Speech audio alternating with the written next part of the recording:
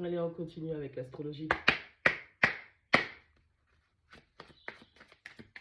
Allez, qu'est-ce qu'on a comme message?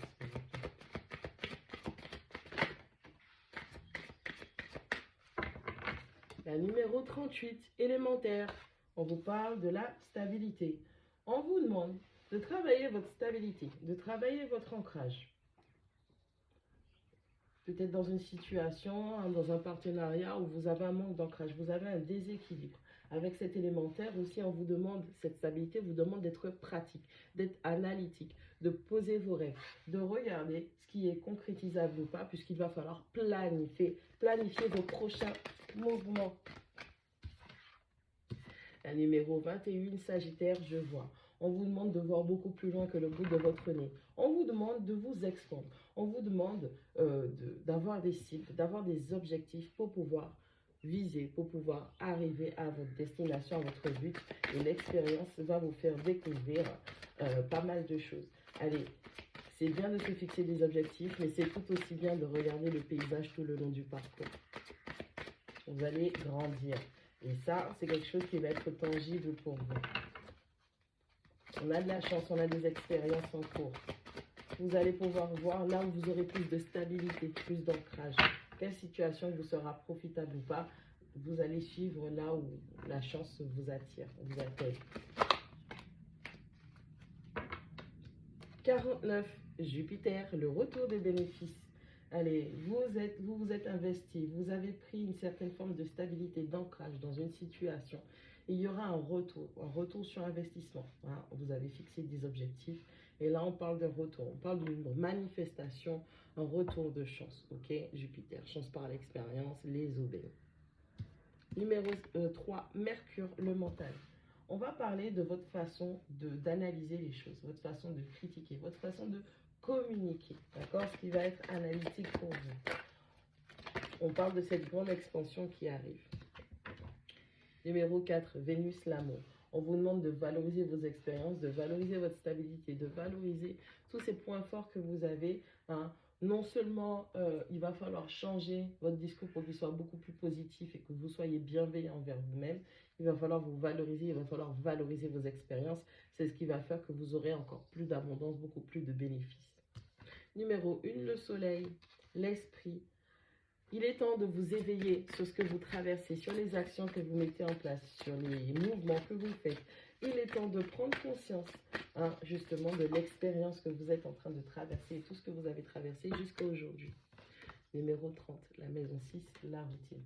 Allez, on parle de votre santé, on parle de votre routine, on parle de vos habitudes plutôt, hein, l'habitude. Des habitudes que vous avez instaurées dans votre vie.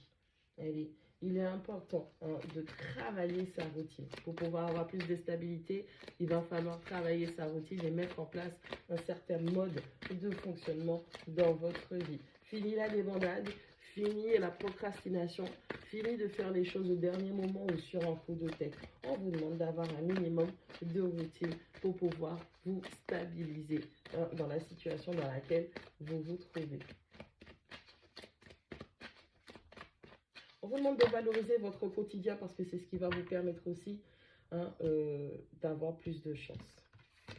Numéro 16, cancer, je ressens. Ouais, on vous demande d'être en accord avec ce que vous ressentez dans cette situation. Et la 48, les nœuds.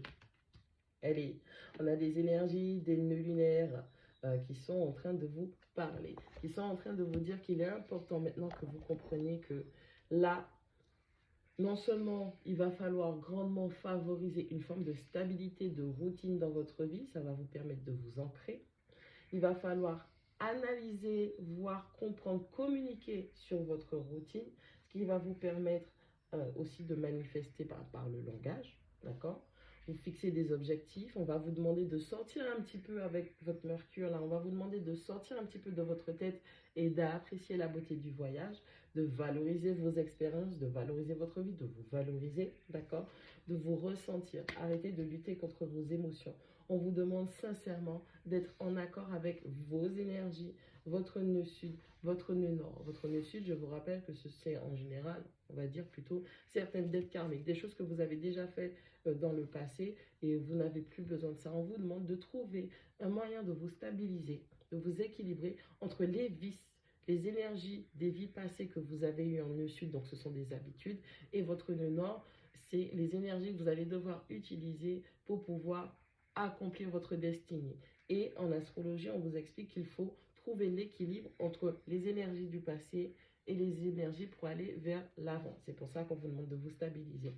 Peut-être que vous étiez très dans le mental auparavant et que vous avez gardé ces mauvaises habitudes à toujours réfléchir, cogiter pour voir comment vous allez faire les choses. Et donc, en ce sens, on vous demande de trouver l'équilibre entre votre esprit, les actions, votre éveil, ce qui se passe, les choses que vous mettez en place et ce que vous voulez accomplir dans votre vie maintenant, à condition de ne pas oublier avec Vénus de valoriser, de valoriser l'amour, de valoriser vos compagnons, votre compagne, votre compagnon, de valoriser ceux que vous aimez, d'accord?